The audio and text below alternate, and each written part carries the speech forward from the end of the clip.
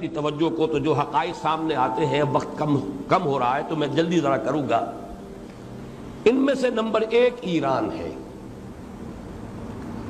اگر ہم چلتے ہیں عرب سے مشرق کی طرف تو ایران ایک اعتبار سے یہ بازی لے گیا ہے پورے عالم اسلام پر۔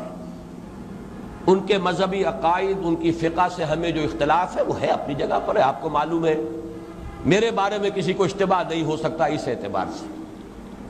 میری جس درجے دشمنی رکھی گئی ہے، جس طرح میرے سر کا جو ہے مطالبہ ہوتا تھا، دو ہی آدمی تھے پاکستان میں کہ جن کے سر مانگے گئے، ایک کراچی کے وہ شاہ بلیغ الدین صاحب اور ایک نے، تو اس حوالے سے وہ اپنی جگہ پر اختلاف ہے، لیکن اس حقیقت کا اعتراف کیے بغیر نہیں رہا جا سکتا پورے عالم اسلام میں یہ واحد مسلمان ملک ہے جس نے بہرحال اپنی شریعت، اپنے عقائد کے مطابق ایک مذہبی انقلاب برپا کیا ہے۔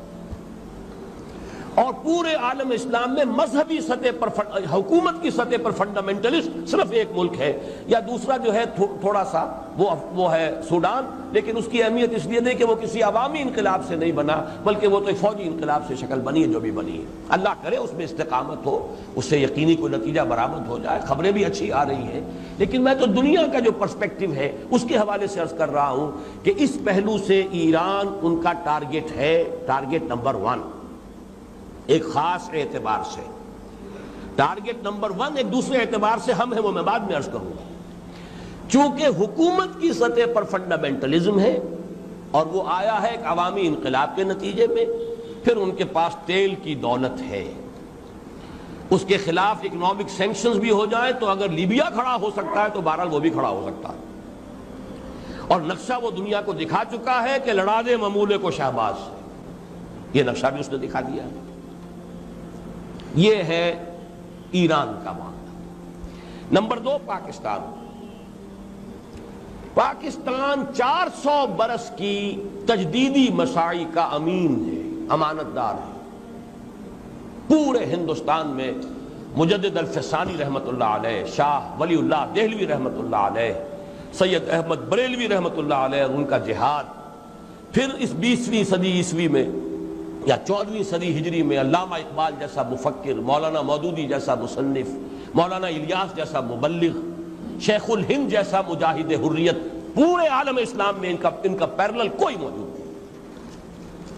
یہ 400 سال کی تاریخ ہے، اس کی امانت، اور اس کے نتیجے میں یہاں کے مڈل کلاس میں فنڈامنٹلزم کا ایک نیوکلیس ہے،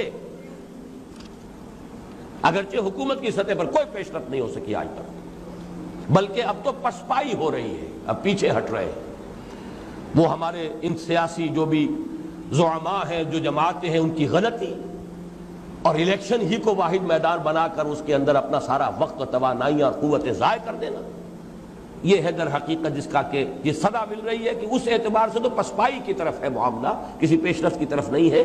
لیکن باہر والے تو دیکھتے ہیں نا کہ اندر کیا کچھ مواد موجود ہے۔ اگر مڈل کلاس میں وہ فنڈامنٹلزم کا بارود موجود ہے تو کسی بھی وقت اس کے اندر جو ہے وہ کوئی دھماکہ ہو سکتا ہے۔ دوسری بات جو ان کے لیے ایک اعتبار سے ٹارگٹ نمبر 1 ہمیں بنا رہی ہے، وہ ہمارا ایٹمک نو ہاؤ ہے۔ پورے عالم اسلام میں اور کسی کے پاس نہیں۔ اسلامی بم اگر بنے گا تو یہی بنے گا۔